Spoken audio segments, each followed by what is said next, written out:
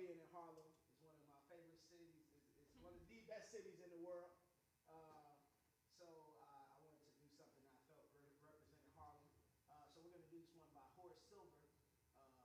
If you're not familiar with it, I encourage you to check it out. Cape Verdean Blues. And this is one off that record. It's entitled The African Queen.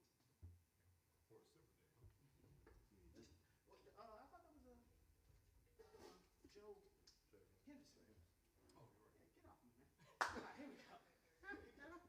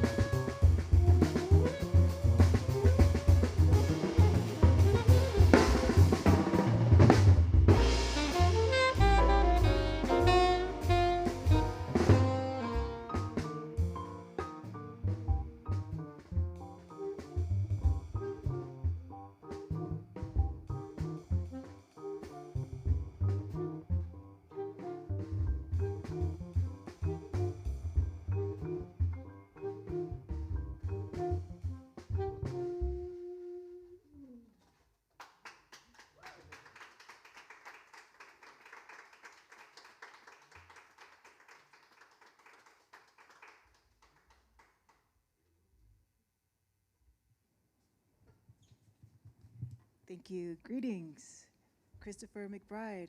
Wonderful. You want to introduce the band now? Thanks so much for listening, everybody. It's like I said, it's a pleasure to represent the National Jazz Museum of Harlem. It's a pleasure to be in Harlem. We all live very close to Harlem, so again, you know, it's just wonderful to be here. I'm going to introduce this band real quick from Cleveland, Ohio, on the piano. Please give it up for John Thomas. John Thomas.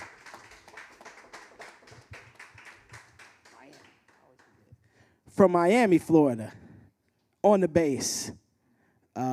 Please give a huge round of applause. This is Barry Stevenson on the bass. Barry Stevenson. From Chicago, Illinois, on the drums, this is my main man, Michael Pilot. Michael Pilot. I'm also from Chicago and living here. I'm Christopher McBride on the alto saxophone. Thank you so much. And I get the pleasure of introducing this incredible host. We had some very, very awesome conversation just about different things around, you know, different goings and comings and goings, and it was great. Please give a huge round of applause for your host for the evening. This is Amalia Mallard. Thank you. Good afternoon, good evening. We're in Harlem. Hey, welcome to the National Jazz Museum in Harlem. We're here together for the Big Read, sponsored by the National Endowment for the Arts. And I'm so happy that we could be in community together and to explore some of the themes and the things that come up in the book, Homegoing by Yaa Gyasi.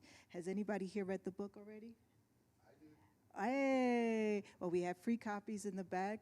Take one for your friend, bring them with you next time. We're going to be doing a series of book club meetings. We'll be meeting here on Wednesdays. Next Wednesday is the first session, Wednesday, May 29th, and then June 5th, and then June 12th. So we had 3 opportunities to do this again, and we'll be gathered with artists, educators, and musicians to do some art making activities and learn more about the different instruments from West Africa. I think we have a short video from Yaa Gyasi. Give me some comments about the book to help welcome us into it. Is that right? Okay.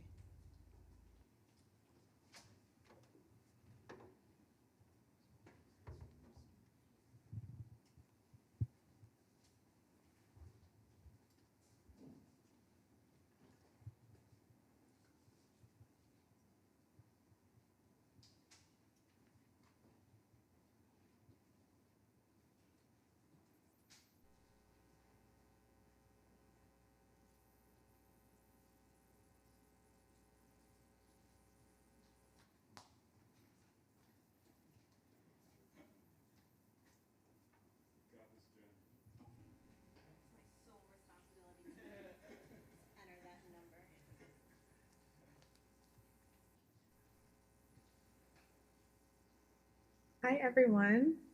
So wonderful to be joining you today. I wish I could be there in person. This sounds like an absolutely fabulous event.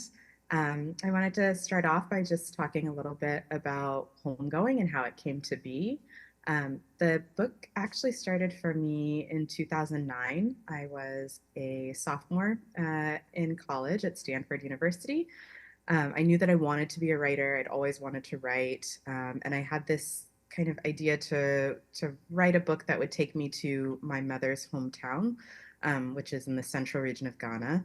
I was lucky enough to receive a fellowship that would allow me to travel to Ghana and do research for the novel. And when I got there, I really didn't know what the novel was about. I was kind of searching around, feeling disoriented, not really unclear about what I wanted to write about. And really just by chance, my friend Stefan was coming to visit and he wanted to go see the Cape Coast Castle, which I had never been to before. So Stefan and me and my cousins, we all took a tour of this castle. And for those of you who don't know, it's essentially what was a fort that housed enslaved people before sending them through the Middle Passage.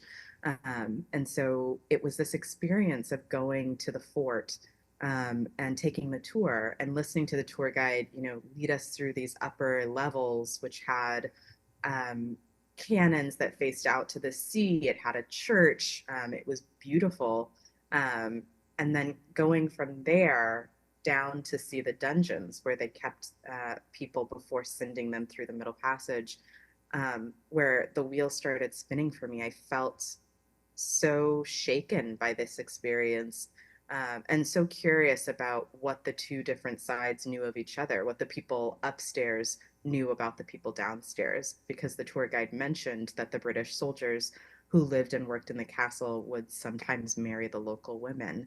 And so that was the beginning of the novel for me. It took another 7 years to get to publication, to kind of sort out all of the business of writing.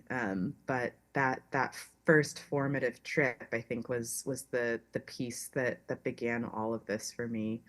Um, as was mentioned before, the novel takes you through the lines of two half sisters born in the Gold Coast in the 18th century.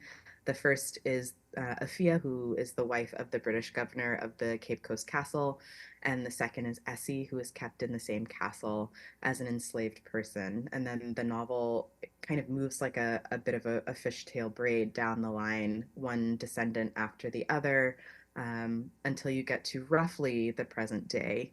And for me, it was really important that we do get to the present day, because I felt like this novel was an attempt to think about the ways that history informs our present, and to think about how close history actually is. Something that I would hear a lot, and the sense that you got a lot when people shouldn't use the past tense there, when people would talk about this history, was that it was something that happened a million years ago and therefore had no bearing on the present. And with a novel like Homegoing, I think one of the the beautiful things about the structure is that it becomes so tangible, how easily we come from, how these things came from those things, which came from those things, that you get to see it as it moves down the family line. And so the structure, I think, afforded me that chance. I'm, again, really excited to be here. I don't want to take up too much of the question time, so I'll stop there. And thank you so much for joining.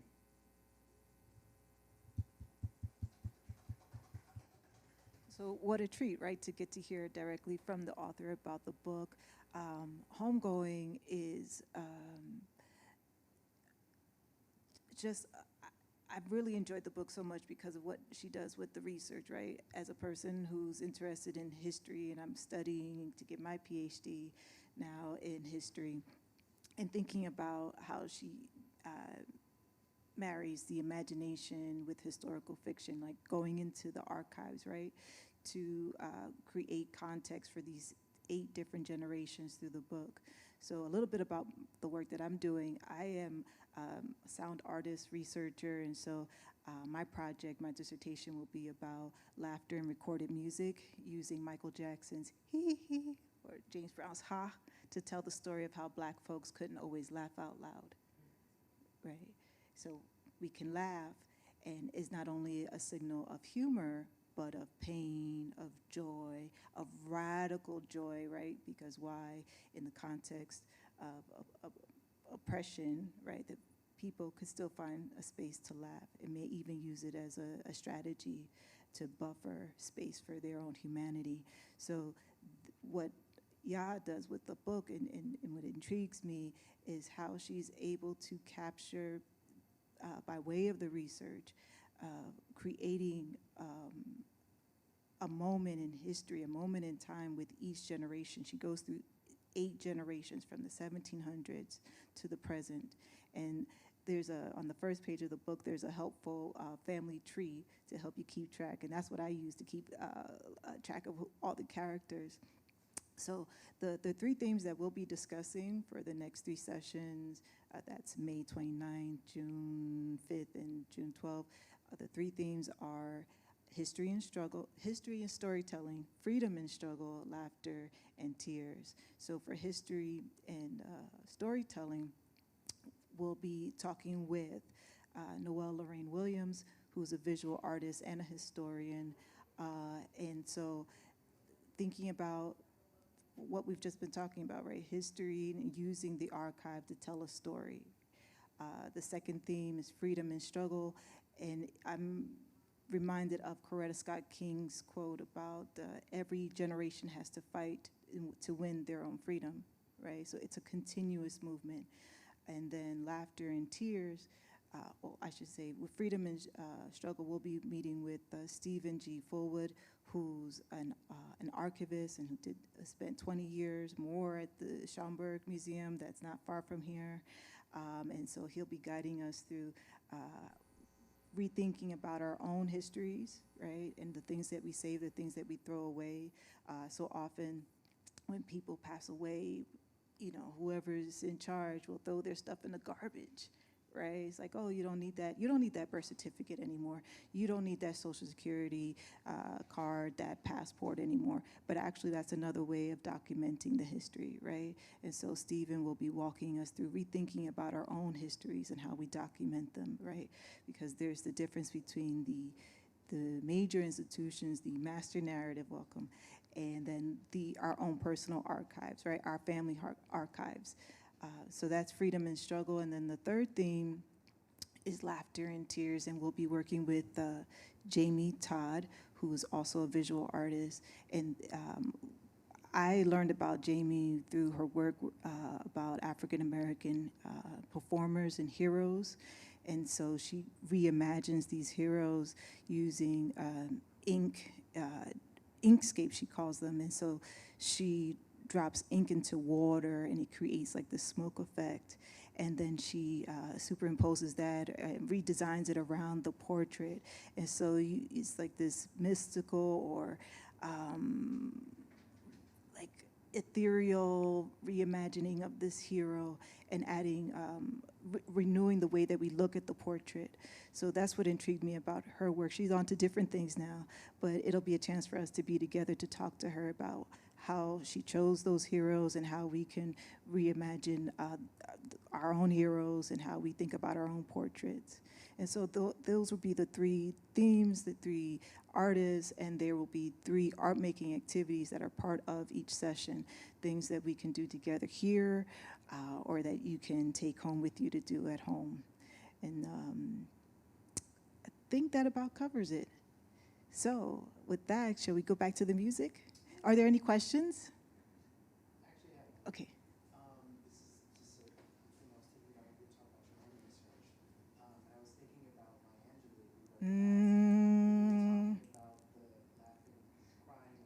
I just was curious if you've come across that poem, and because I just, as soon as you were saying that, I felt that ha ha ha, and the sort of idea of a double consciousness that I felt. Thank you for that question. It's an awesome question, and Maya Angelou is definitely on my radar. There's a clip, I don't know if you've seen it, of her reciting that poem along with two other poems, and this was something she filmed in 1988, part of the Facing Evil Symposia hosted by Bill Moyers. And when I saw that clip, it rattled my cage. Right, because the laughter, the way she juxtaposes the, we laugh to hide our tears, right? But then laughter saves us. She's trying to redeem the laughter away from thinking of it as shucking and jiving. It's like, think about the tenacity of spirit to laugh anyway. And so when she gets to the end of this recitation, she turns away from the mic, and when she comes back, she's sobbing, and it's visceral. It's like the theater mask, the tears and the laughter. I've seen those masks before. Like, it's Michael Jackson has said, and he's quoted as saying, "Within laughter there is a tear," right? So there's this idea that I'm working with that performers, musical performers, are using laughter in their music because it's the safest place to laugh without fear of retaliation, right? And so what does that mean when the performer is laughing on the record, but the content of the record, the lyrics, nothing signals humor, right? And so to me, it's all about uncovering our own humanity, and I think that's what the book does as well. It's like really pushes the reader to think about our own humanity, and that if we deny someone else their humanity, we're actually denying our own, right? So it'll be wonderful that we can meet together again next week. come and bring a friend, and so we can talk through these ideas and share our experiences, right? Because oftentimes we defer to the great historians, the philosophers, right? But the artists have so much to say, right? So on that note, I'm going to defer to the artist, Christopher McBride.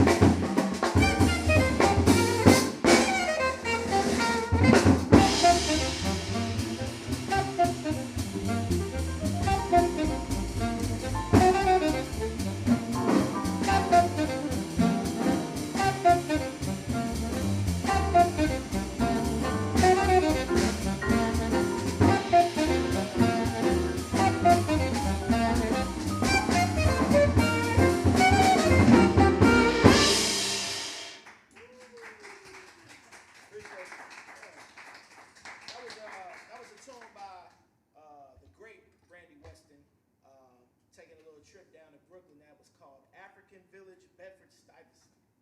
And now I think we're going to go all the way to Cape Town, play a tune by the great Abdullah Ibrahim, and this is a tune entitled Cape Town Fringe.